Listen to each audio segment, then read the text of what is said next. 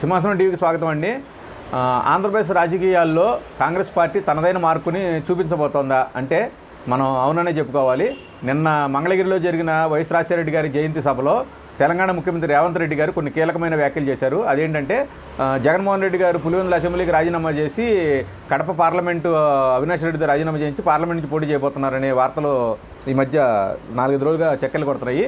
దీన్ని బేస్ చేసుకుని ఆయన ఒక మాట అన్నారు. అదేంటంటే జగన్మోహన్ రెడ్డి కనుక కడప పార్లమెంట్ నుంచి పోటీ చేస్తే ఆటోమేటిక్గా షర్మిల మళ్ళీ కడప పార్లమెంట్ నుంచి పోటీ చేస్తారు.